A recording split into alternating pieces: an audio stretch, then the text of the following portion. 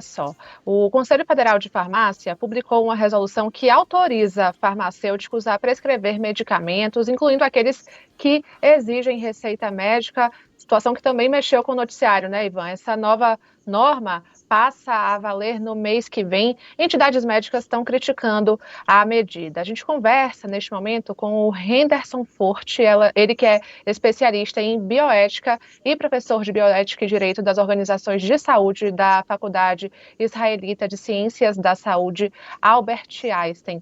Henderson, obrigada por aceitar o convite da Band News. Queria saber, do seu ponto de vista, o que é que muda legalmente nesse assunto? Qual é a perspectiva bioética sobre a prescrição de medicamentos por farmacêuticos e como é que isso acaba, na sua opinião, comprometendo ou não a relação entre farmacêuticos, médicos e pacientes na busca por tratamento e depois também por atendimento, se necessário? Olá, muito bom dia, Verena, Ivan e ouvintes aqui da Rádio Band News FM. Esse é um tema que suscitou muita polêmica, especialmente porque ele tem bastante complexidade. No mundo inteiro, cada lugar tem uma regulação diferente sobre a possibilidade de farmacêuticos prescreverem ou não medicamentos a pacientes. Apenas para dar algum exemplo, nos Estados Unidos, cada estado tem uma regra diferente. A Califórnia, por exemplo, reconhece a possibilidade de farmacêuticos prescreverem alguns medicamentos, enquanto alguns outros estados simplesmente dizem que eles podem interagir com médicos acerca dessa prescrição. Já na Europa, a Europa continental, a maior parte dos países, como Portugal, Espanha, Alemanha, França e Itália, não admitem que farmacêuticos possam fazer essa prescrição. Então, como vocês podem perceber, o tema é bastante complexo. Aqui no Brasil, nós temos um sistema de prescrição que tem se alterado nos últimos anos e tem mudado, modificado, porque nada é estável, é sempre muito dinâmico. Então, por exemplo, enfermeiros podem prescrever um leque de medicamentos que estejam dentro do plano de cuidados, especialmente dos programas de saúde pública. Farmacêuticos, desde 2013, o Conselho Federal de Farmácia tem a resolução falando sobre as possibilidades de prescrição que farmacêuticos podem fazer. Acontece que com a nova resolução, essas possibilidades não só foram ampliadas, mas possibilitou a interferência do ato médico.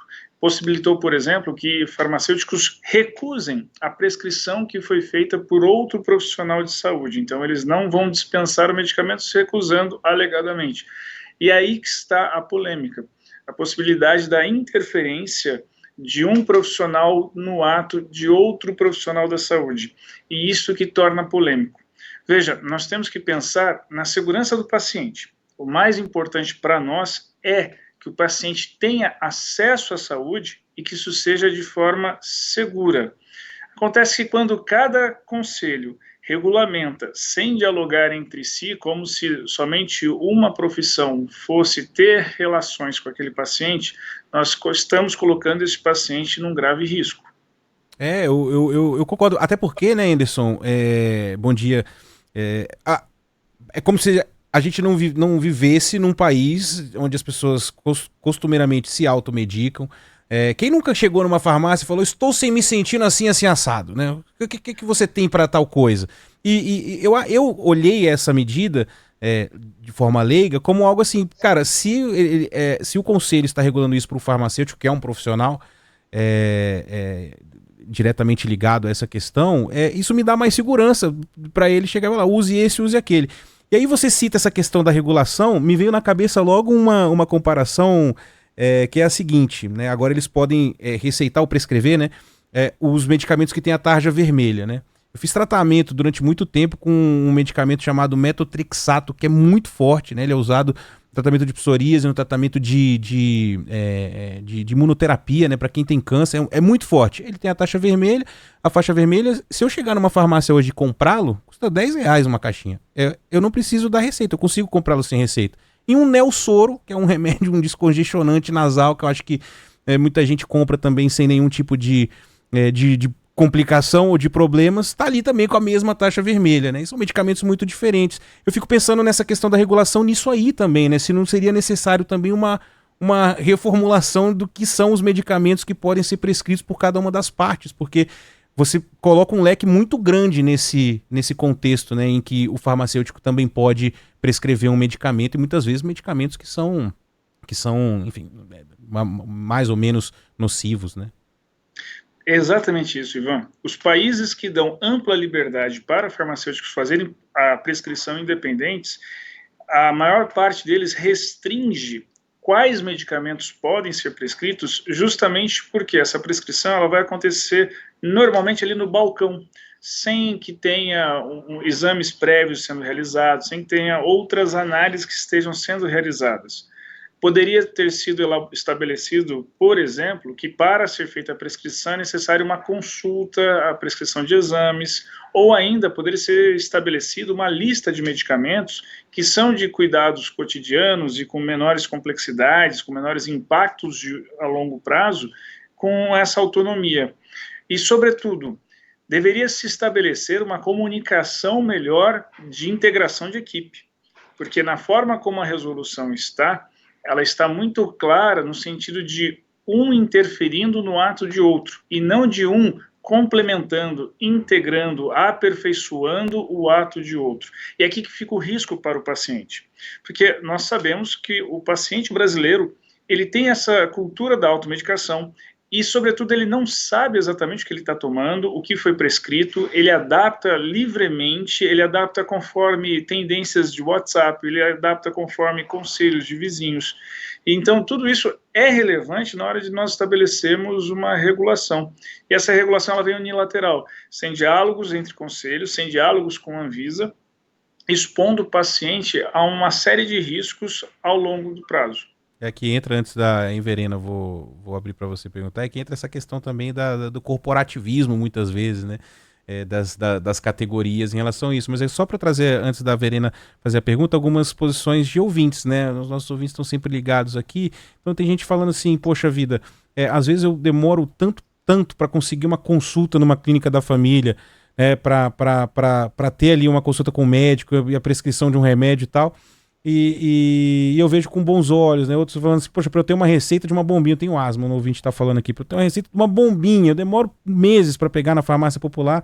Então, no geral, o Anderson, as pessoas estão vendo essa medida como algo positivo no sentido de conseguir a receita mais fácil, né? Então, mas há esse ponto aí que você citou, eu não sei se é essa questão da Verena também, do perigo para o paciente da automedicação, né? Eu continuo vendo assim, acho que o farmacêutico é um profissional capacitado, ele tem informação para isso, e me dá até um pouco mais de segurança, visto que, Verena, a gente mora em um país onde normalmente é isso que o Anderson está falando, né? Às vezes é um post de um médico no Instagram, o seu vizinho que tomei um remédio muito bom, né, que me curou, né? As pessoas são diferentes.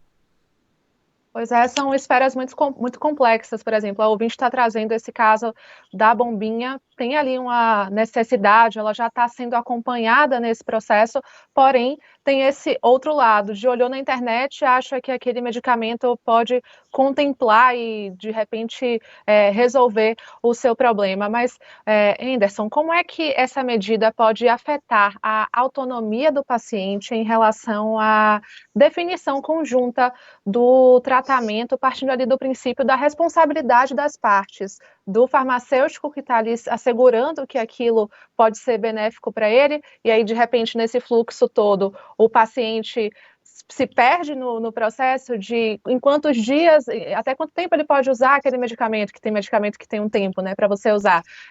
Qual é a substância que está contida, para até se precisar de um atendimento, ou então se conseguir ter acesso ao médico, repassar tudo que usou e contar ali essa janela de dia. Como é que se dá na sua avaliação? É o que a Vera está falando aqui, Anderson, nosso ouvinte. O paciente ainda pode ficar, de repente, perdido no meio de duas prescrições diferentes para ter que decidir o que tomar. Exatamente este ponto, Verena e Ivan.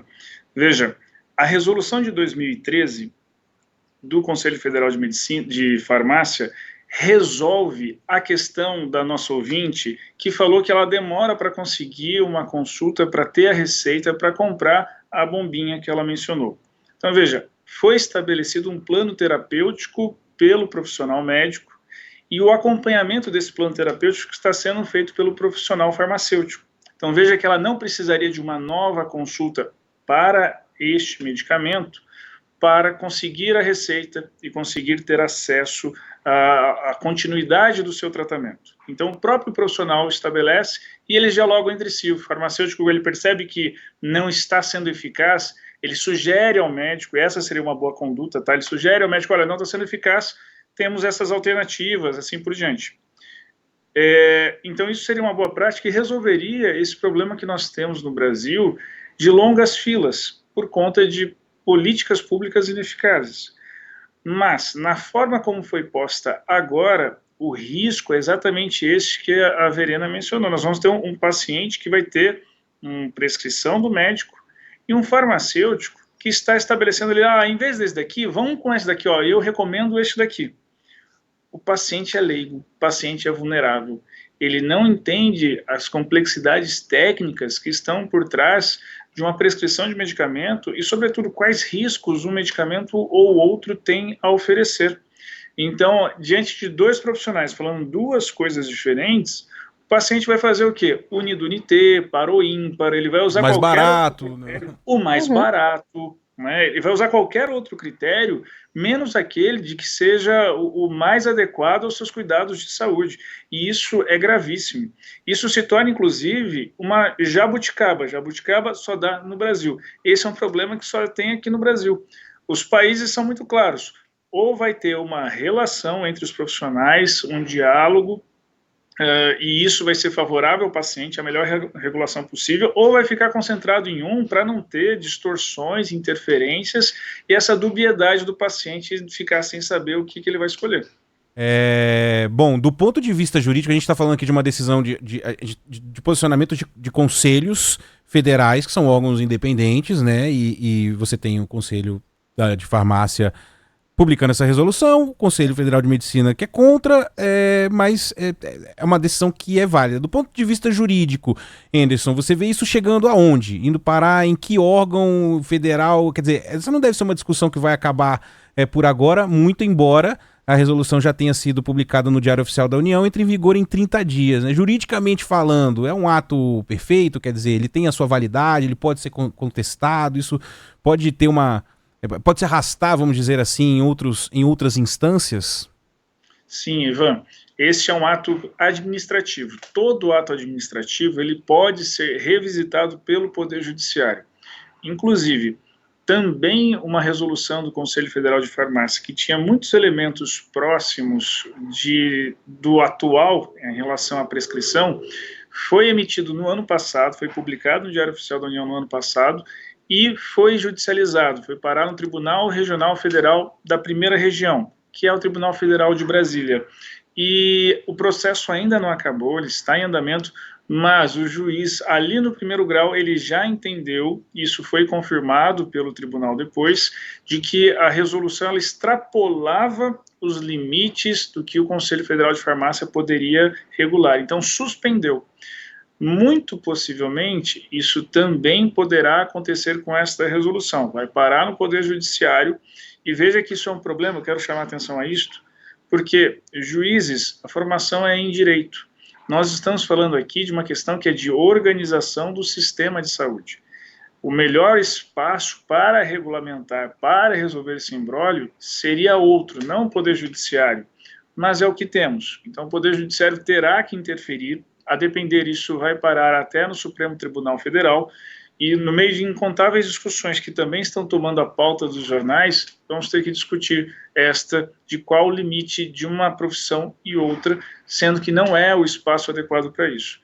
Possivelmente vai ser suspensa também, assim como esta resolução do ano passado também foi. Muito bem. Muito bem, a gente... Verena, rapidinho, porque muitos ouvintes estão fazendo essa ponderação aqui, que tem muita gente que confunde o atendente da farmácia com um farmacêutico, né? E não é a mesma coisa, né? O farmacêutico é um profissional formado em farmácia, enfim, ele tem outras funções ali na farmácia, né? Porque fica parecendo que o atendente da farmácia vai me prescrever um remédio, não é isso que você tá falando. Tem muita gente com mensagem nesse sentido aqui, viu, Anderson? É importante se pontuar que não, né? Não é o atendente, o caixa da farmácia que vai falar, não, toma aqui a sua dipirona e segue a vida. Não é isso. Mas é o que o Anderson falou, né, Verena? Isso ainda vai ser judicializado e teremos outras novidades aí nessa novela. Com certeza, tem que acompanhar, né, para poder saber como conduzir, o que é que vai ser definido para os próximos passos. Anderson Fortes, muito obrigada pela sua participação aqui na Band News FM, ele que é especialista em bioética e professor de bioética e direito das organizações de saúde da Faculdade Israelita de Ciências da Saúde, Albert Einstein. Obrigada, professor. Muito obrigado, um ótimo dia aos nossos ouvintes e a vocês também. Obrigado, professor. Um abraço. Isso aí, viu, gente? O farmacêutico, a pessoa lida ali com pesquisa, com desenvolvimento, produção, distribuição de medicamento, né? Não é o caixa da farmácia que vai prescrever o medicamento. Mas é isso, né? Faltou, talvez, um pouco de diálogo aí na hora da resolução do Conselho Federal de Farmácia, mas eu, particularmente, eu tô com a grande parcela aqui, Verena, dos nossos ouvintes, assim, que isso vai facilitar e vai dar até mais segurança para esse tipo de prescrição, né, de medicamentos, já que é algo que acontece, né, no país, né? Quem nunca entrou numa farmácia e falou, eu tô passando mal, acordei meio assim, meio assado, tem alguma coisa aí para dor de barriga? Tem alguma coisa aí para dor de cabeça? E o cara vai lá, te receita e você leva para casa, enfim. Agora é importante pontuar, Ivan, a questão de ver a regularização da farmácia, se essa farmácia tem de fato um profissional farmacêutico ali por trás para poder conduzir a medida. Isso já entra numa outra esfera, se a farmácia está regular ou não, para a pessoa não acabar questionando algo para alguém que está ali disposto a te ajudar, porém não tem a capacitação imediata para isso. Né? É isso aí.